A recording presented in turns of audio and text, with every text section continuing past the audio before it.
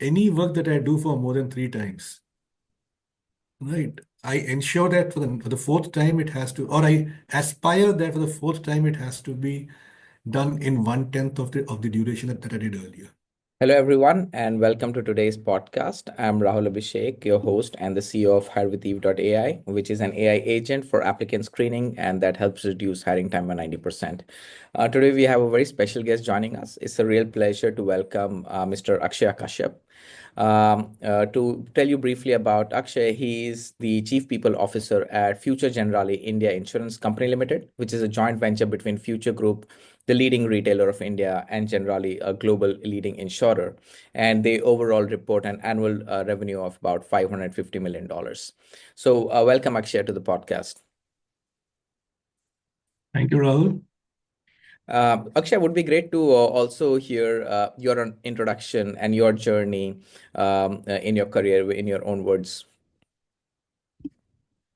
Well, first of all, thank you for having me here. I'm excited to talk about the incredible role that HR plays in driving the business success and thereby supporting the employee's life cycle by the way. And yes, how to start off self. I'm a chemical engineer and then an MBA in HR. An engineer who moves into the field of HR was something that somebody already always questioned upon. Yeah. That's something that started off with the line of sympathy or empathy, right? So, uh, took up the field of HR. I carry around 19 odd years, 19 to 20 odd years of experience, worked across industries. That's great. I mean, I think it's definitely would be a curious question, which is from a chemical engineering background, how did you end up within the domain of HR? I'm sure a lot of people would have asked you this question over the years. I would have answered this at least 100 times till now, because this goes beyond normal interviews. It even goes to the family members. So, I've been a sort of a people person. I mean, of course, you never realize that when you're an engineer. So during those engineering presentations and also I used to, I was the one who used to come up front and make presentations, talk to people. I mean, was able to convince around people of what's happening. The game changer was uh, an experience that I had with one of the manufacturing units during my internship. And so my experience wasn't great. So it was actually a pigment manufacturing firm, and there were pigments spread across. There were red color pigments spread across the factory. Trust me, the leaves were red, right? So Mhm. so the leaves, the ground, everything was red, and they're all dry powder pigments. So as a chemical engineer over there into the chemical lab, I was out there to do the sort of internship and then walk out from there. I decided to take the other route. I didn't even decide. I just went on and had a chat with, the training head. That there's so much of things around. I mean, there's so much of problem around here. It definitely leads to a lot of skin diseases, to people health, breathlessness, issues around that. What do you think? I mean, why doesn't somebody look into better methods of, filtering out those things? A Mm. very simple answer that this is not your job. While we appreciate your concern, it is people issues, and they're relevant people who would take care of it. So relevant people was the next question, and then I asked who are the relevant people. They said it's the union. I said great union. So can I talk to the union? They said you better go back to your job and I mean go back to your workplace and start working. You're still an intern. You're still a summer intern. Don't get into this. And then the next thing was to further go and ask that is there anybody from the employer who represents? And they said yes, there's an HR function. I always knew HR as a training function. So HR, ER, that's what gets exposed to me for the first time. I get back home, I mean, doesn't happen the same day, but yeah, over a period of a couple of weeks, I interact with my family members, others, and then one relative of mine helped me understand that the HR is a representative of the employees to the management. So that's something that struck me then. This was probably the second or third year of my engineering. And that's when the first spark of being a people representative came into my mind. And it was journey thereafter. And then I mean, got my MBA, did my MBA in HR. And of course, once I got into the core field of HR, of being educated in the core field of HR, I realized that the journey is really different. It's not merely people representation. it's analytics, it's talent, it's much more beyond that. It's not mere emotions. It's analytics, it's people, it is data, it is technology, it is being a strategic business partner altogether. Right, right, right. So, I mean, and then that is in a way that you came to understand over the years now that you've been working within this particular domain. So, what would you think? So, first of all, we think HRs are the superheroes of the organization, and that is something that we mention to all our guests. And what I would like to know is your perspective on, do you think they are the superheroes of the organization? And if yes, then what makes you say so?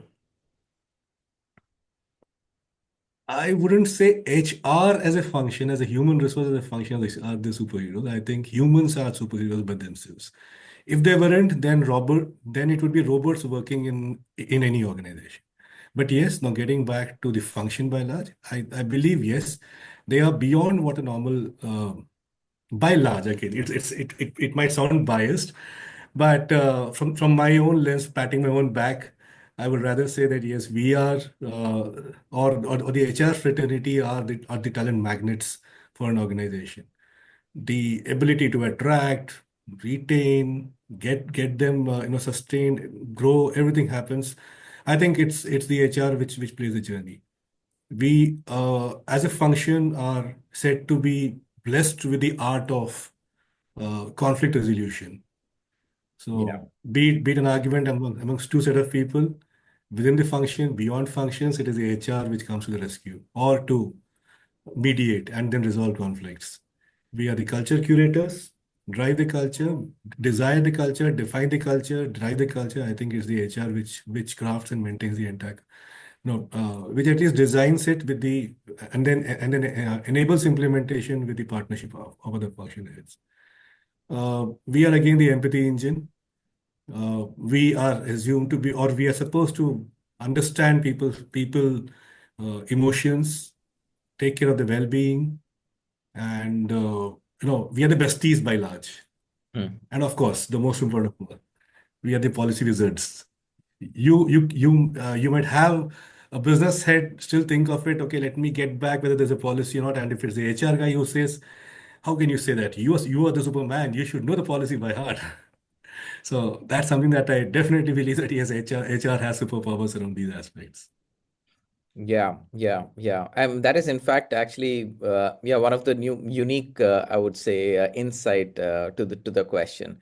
So, so then now that we know that these are some of the areas that HRs hold, and in a way contribute to the organization, then what would you say now over the years you've seen HR as a domain also has an inherent weakness that perhaps it should tackle more actively um, uh, uh, and consciously? Definitely, every Superman has a kryptonite to weaken itself. So does HR. So when you take the responsibility of the whole, of the whole world, right? The Superman does so. You are definitely loaded with their set of emotions. So HR, if you ask an HR, typically an HR that what do you feel about the organization, the reciprocation is generally not their own. It is a representation of what people feel, which leads them to become to fall prey to an emotional drain. Similarly, there's an overload overdrive. When I say this, I actually mean that with so many responsibilities, HR can sometimes feel that they're juggling into a lot of work and they're riding on a single cycle, a lot of stuff to manage. So there's some set of overload that they carry on themselves. Uh, while they're assumed to be, or while they're expected to be change agents, I think the largest change resistance itself comes from the HR function. Right. So, and the most important of all, which I find today as a weakness within the function is acceptance of analytics within HR. I mean, it's made to believe from everyone that it is a soft organization or it's a softer function. So, I think analytics is something which stays as a weakness for the HR function today. Okay, okay. And then if that is the case, then how have you gone about addressing this, inculcating this, and making the people also aware? that we need to handle it? Are there, can you share with us some examples? Hmm, if that being the case, I think the best way that I think that the people could best handle it would be to take care of people. I mean, managing your own self. The best thing that I tell people is you need to practice self coaching. You need to zen yourself in first, so that while you have the challenges of managing people emotions, you don't fall prey to it. There is your self existence, or there is self reliance that you need to manage on, that you need to that to carry yourself with. Similarly, if there's a lot of responsibilities, I think the largest thing that I expect the HR fraternity to do is to understand. I mean, two or three major things. One is the responsibility priority matrix. So whether, I mean, where does it stand in terms of importance and in terms of, I mean, both in terms of your priority as well as in terms of responsibility. Whether you would like to be the primary responsibility holder, or you would like to be the secondary responsibility holder. Many a times they are overloaded because they feel that it's their primary responsibility. Like when I said earlier, that when you're the empathy engine, you are expected that any problem across organizations you're supposed to manage. Well, that's not the relevant role. The relevant role is to enable your people to deal with conflicts within themselves. So the art to enable your people better is what they need to work upon. So there's a lot that has to happen in terms of being coached for the HR fraternity, and second, becoming coaches for the audience around. I think these are two major things which would manage the entire so-called weaknesses that we see in the HR organization. Right, right, right. So Akshay, I think so. You've had a very long career at the company, and if you've gone through the ranks. What would be then your vision for the role of the HR role for business growth overall? Yeah, I think the most important thing that I see that HR plays is being the culture champion. And while doing so, it's very important that you stand as a strategic business partner to the business. You cannot just be a business partner. You have to be a strategic business partner. And what So does that mean? I see I'm sorry. Yeah. So what does that mean? Yeah. What is the difference between the So two? okay, so a standard business partner is somebody who operates with you as a function of HR, thereby taking responsibility of, let's say, the entire employee life cycle, right from manning to what do you call onboarding, training, development, then exit management, and the entire performance life cycle management. While a strategic partner is somebody who partners with you in the entire in the entire gamut of the business plan altogether. So where does I mean, what's the vision of the organization? How do you build it up? What strategic interventions are expected to lay out from the entire plan? And what role does HR play? I think the last part of what role does HR play is only 8 to 10% of the entire role that HR actually has to play in this practice. It's the entire journey that they have to very actively participate in, be it putting on the finance head cap, finance cap, or putting on the business cap, the control function cap, the regulator cap, be it whatever. I think it's very important that the HR shifts itself from being a pure business partner to being a strategic business partner. And while doing so, there you get into being talent architects for the organization, being culture champions, being whatever learning gurus, whatever. And then what you hear today as diversity dynamos, whatever you may call them. I think the most important the entire thing stands on the foundation of being a strategic partner. Understood. Understood. I think that is also really good to in fact clarify, and also a very important and unique aspect that I think we've talked about here. Now, let's go now deeper into some of the operational areas. And um, so talking about an overall trend within the domain of HR, and again, having been such an experienced person in the domain, what are some of the things that you've changed, noticed over the years has changed, and what are some of the current trends that you're now observing that is again impacting the work within the domain of HR? What I've seen is uh, nobody spoke of mental health in the past, right? So that's something which has seen its space today. Uh, no, we didn't. Again, let me go back to 10 years back. Let me start. I mean, 20 years, almost 20 years back. I started my career, almost started my career with standing in front of the time machine. So the time punching machine, the office Right, time punching machine. right. There was a huge machine. There was a card, every individual's card. People used to come in. They used to, they used to plug in the card. I used to swipe the machine, punch, swap, Okay. swap, swap. Next guy comes in, swap. The next guy comes in, swap. That's how you used to punch your attendance earlier, 19, 20 years back, right? And today, I mean, you do geotagging, you don't even need to come to office, you don't even need to mark your attendance. I think there's a huge ideology shift today. There's a positive attendance system today. You only need to mark your absenteeism or your leave. The entire ideology has changed. The entire belief system of operations has changed in the I mean across industries. So that being one side, and so when that has changed, though, then comes the role of technology. Again, let me go back to my earlier days. I remember having so those are the days when we were very passionate about 5S as a practice, right? TPM used to have 5S as a practice.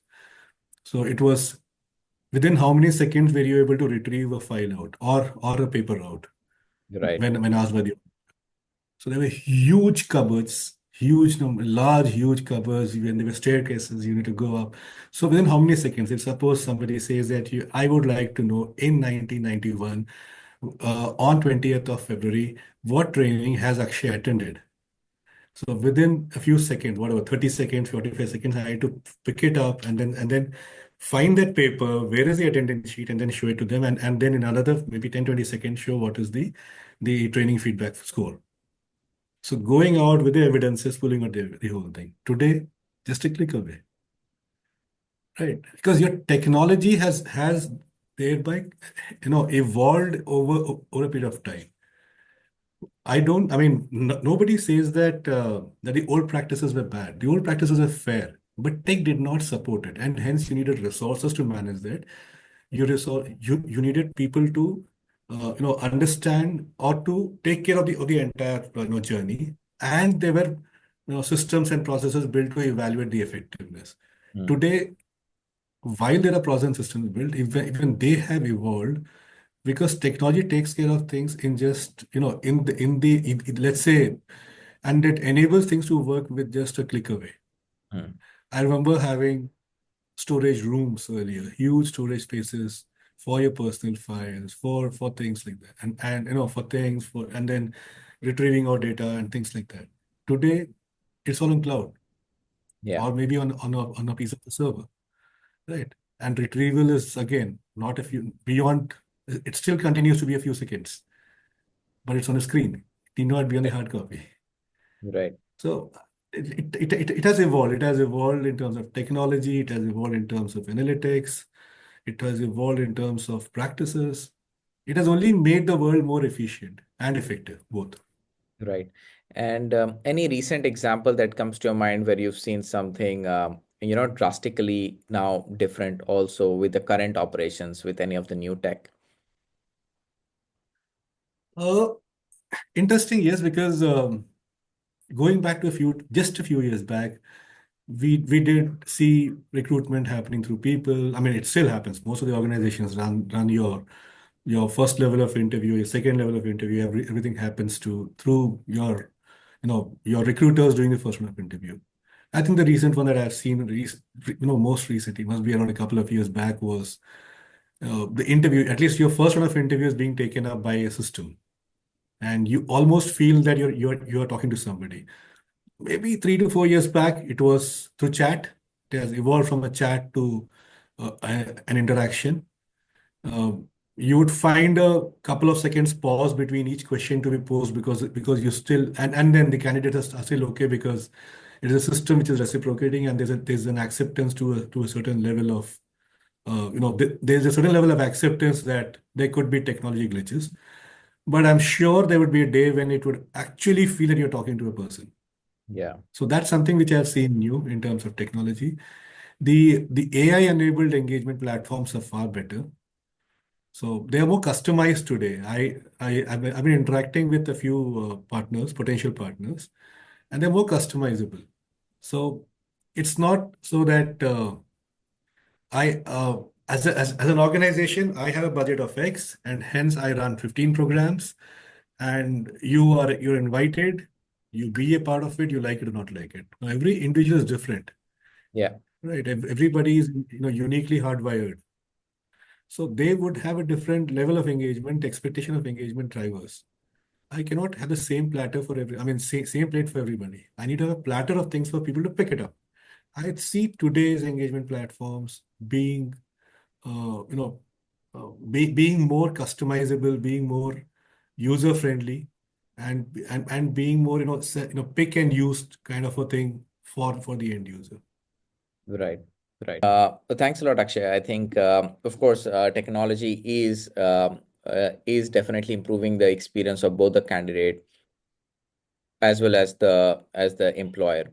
Now, connected to that, my next question is, what has some of the effective strategies that you or the company have implemented for talent acquisition and retention? See, I think the entire aspect of talent acquisition stands on the foundation of having the right talent in the system. Yeah. And this could only happen when you have the right employer branding in place. So the key strategic drive for us was to have the employer branding well in place. This again was topped up with things like having a diverse sourcing channel, having a well-enabled employer referral programs, because I mean, over the years, we experienced that almost 40-45% of my hire today are through employer referrals, Hmm. paid, unpaid included. Uh, Okay. so what's more important is when I'm able to get people through referrals, why not have a formal platform around it? And that's something that we have built in the last couple of years. The referral platform extends its capability to refer beyond your your own purview, but to invite for referees referrals, right? So it's a little beyond I'd rather say it's a little borrowed from the MLM concept. So the more that you refer, the more the more you get, the more you earn out of the thing. Similarly, I think creating the employee experience, that's something that we have. That's another very critical core strategy that stands on that actually contributes to the talent acquisition foundation for me. The onboarding excellence, creating a learning, and there has to be continuous learning and development process, which starts even before the onboarding happens. That's where my pre-boarding things come into picture. So I think these are a few things that are linked to my what do you call hiring my TS strategies. Right. Which again, if I'm to break it up, I would rather say that it's the pre-boarding, the boarding, and the onboarding. Three phases uh, with my entire focus being on employer branding. Understood. So what you're saying is that employer branding by far has had the most benefit in terms of attracting talent. Yeah, and yeah. and then of course then leveraging references of people that has helped attract also for the talent. So what about retention? What has been some of the strategies that have worked out for you and the company when it comes to retaining talents? Yeah, I think what's more, I think the retention of talent has purely been around the culture that we have created. Broadly speaking, from the organization perspective, we stand at around 27% of attrition, while the industry by large, the general insurance industry by large, stands around 36% attrition. Right. My uh, what do you call my engagement score stands at 98% at 95% participation as per the Willis Star Watson engagement survey, which we conduct every 2 years and is done through Generali. We are a great place to work certified organization for the last 6 years and amongst the top 100 companies for the last 3 years continuously. So I think these are outcomes that I speak for. But what has worked is I think it's a completely holistic approach, a, a complete holistic approach. So like I started, I mean, like I initially spoke about the the talent action strategy. Similarly, there is the performance enablement strategy. So when I say performance management, it talks about performance enhancement, enablement, and exit. So performance clearances. So non-performers are also weaved out, and there's a structured approach towards it. While there is a structured approach towards non-performers to be weeded out, there is also a target issued to assigned to my business partners, HR business partners, and the training team of ensuring that 30% of people who are assigned or who go through the performance enablement process have to clear the process, that they shouldn't fail into it. So while the weeding is definitely being done, there is also a very sharp KPI placed on these guys that you have to enable them to succeed. Okay.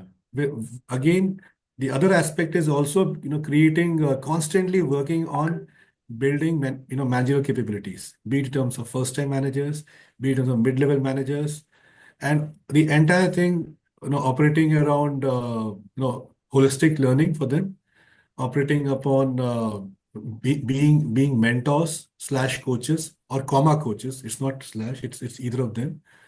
uh, Enabling them to become more uh, enablers than asking for outcomes, because we being a sales driven organization, the most common tendency in the industry is to ask your reportee in the beginning of the day that how was your day started, by the end of the day where are your targets, Right. right? So from that stage to a stage where they start the day with, okay, how have you done yesterday, what are we supposed to do today, what all do you think that you will be able to achieve? Where do you need my intervention? Where do you need your peer intervention? What are the other interventions that you require through?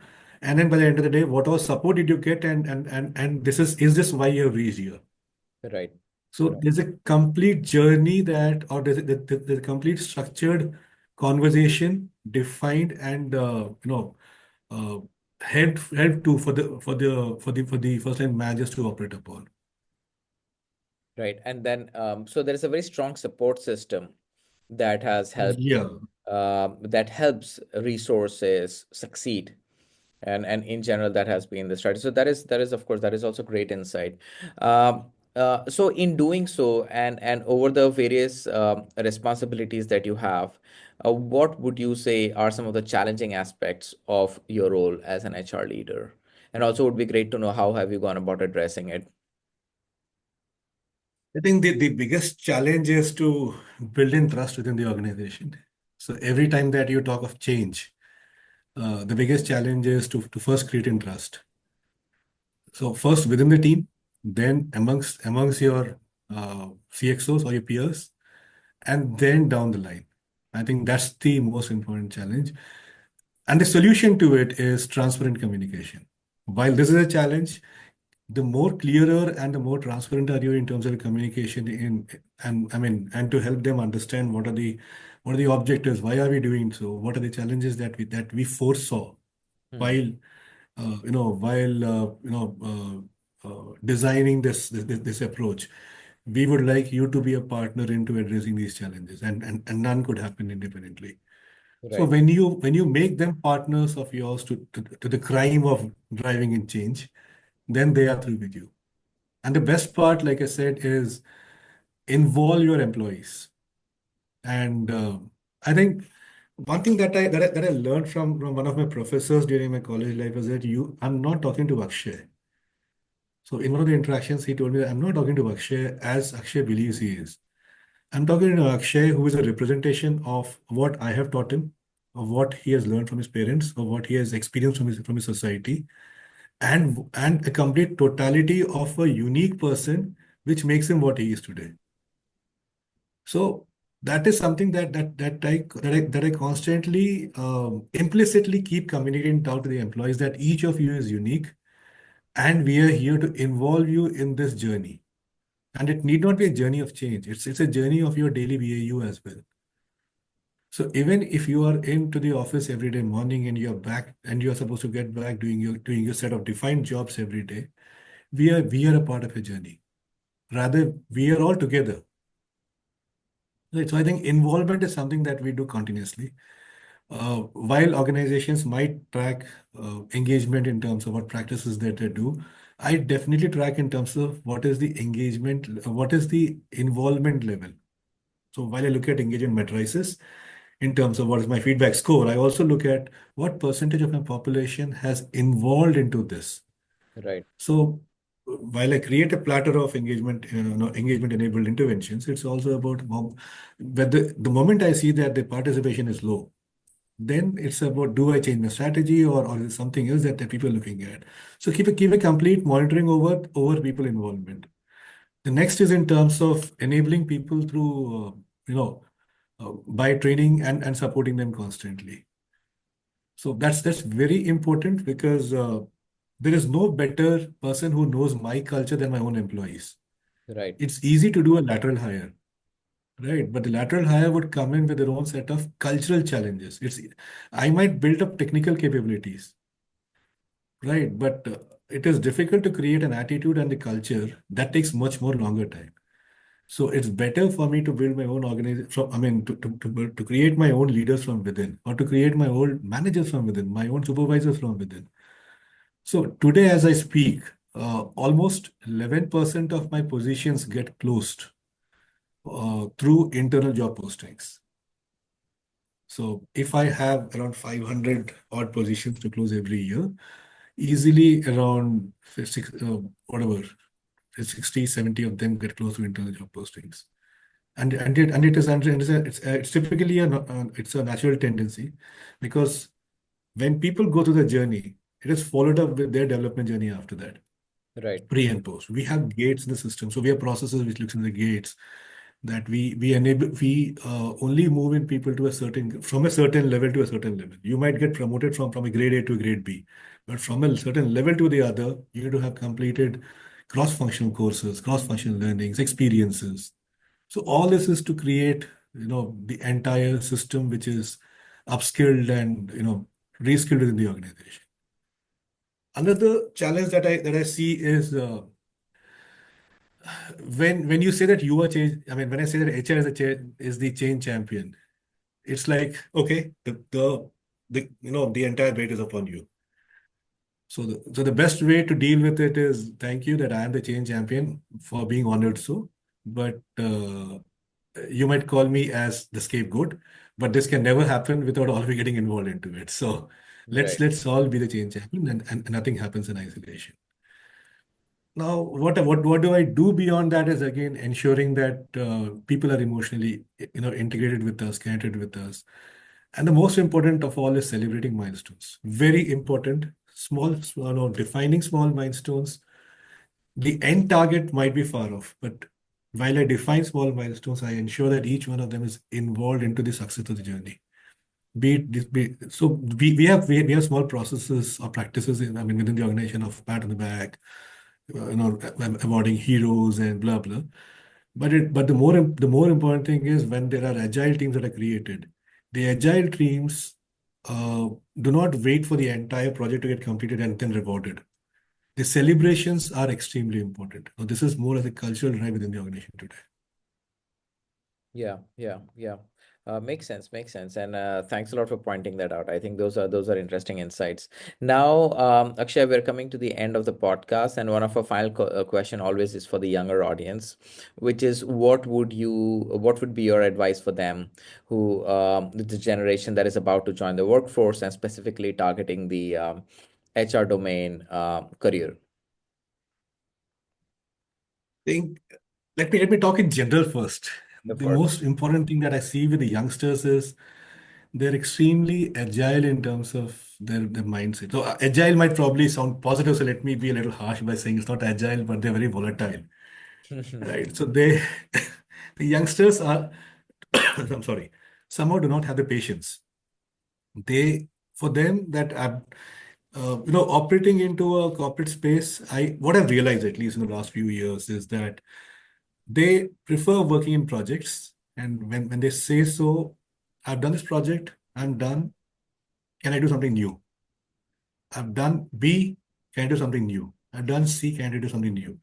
I'm sorry, you haven't experienced the outcome of the A, B, and C that you have done. So what you have done is just a plan. You haven't, I mean, you probably have done a PDCA, but where is the review around that?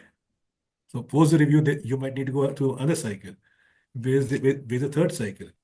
So there is some level of impatience that I see in the youngsters today. They look at what next for me. I mean, and there's so much of awareness that is created around that. I would rather call it unnecessary awareness. Probably I've grown old to say so. That they're more demanding than being patient. Hmm. If you, the way that, I mean, if I'm to look at the way I have grown, I think I just grown with the wind in the organization. I just let challenges come in, took it up, and never asked for the next one. Because if you are doing great, the next one would be imposed onto you anyways.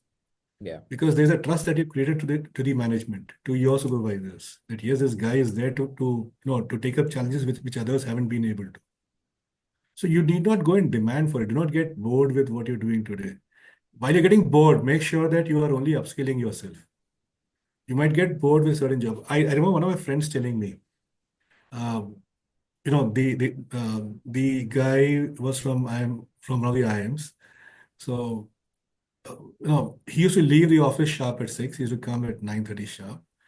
So and then he was pretty clear that and most of the time that did you see him, he was honest as there were a lot of books. He used to read them a lot. So I used to ask him that, I mean, when you work, man, he used to say a very simple thing. Any work that I do for more than 3 times, right? I ensure that for the fourth time it has to, or I aspire that for the fourth time it has to be done in 1/10 of the duration that I did earlier. So what and then I think that's what he was telling me that I'm the laziest man that in my family. My parents used to call me a lazy guy, and I've taken this to my heart. Today, when I'm professionally involved, I ensure that I'm lying lazy. I do not like to repeat my same task daily the same way that it goes through. I like to find solutions to make it easier so that I'm lying lazy. I get new jobs or I get new roles, and then again I find solutions to the problems. Again I get lazy, find me a new role or give me an extended role. I think it is a phenomenal learning for me. From that day onwards, or maybe from that phase onwards, I've been telling my team guys that my team members that I would love to be lazy and I would love each one of you to become lazy too. Some of them understand, some don't understand the background behind it. But I think that's very important that what you did yesterday shouldn't be what you're doing today. You should find solutions to make it easier, smoother, and more automated. The second thing is you need to constantly embrace learning. Very, very common factor when I ask a fresher or maybe a 1 or 2 year experienced guy in an interview is, sir, I don't remember.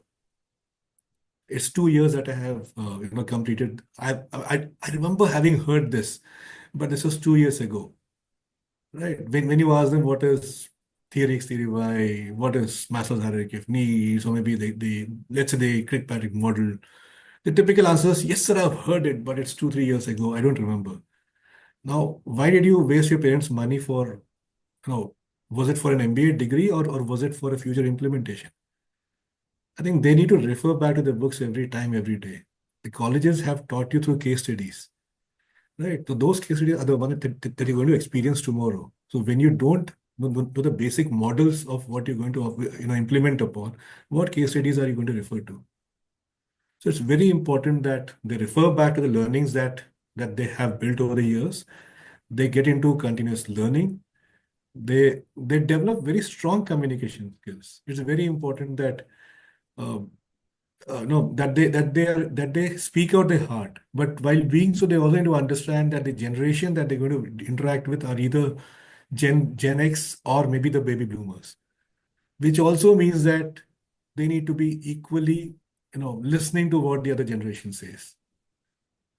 Yeah. So when I say the word communication, it has to be the entire cycle of communication, not just speak, but to take in feedback from the other side and then change your communication style. As a youngster, I think that's where your agility has to come in.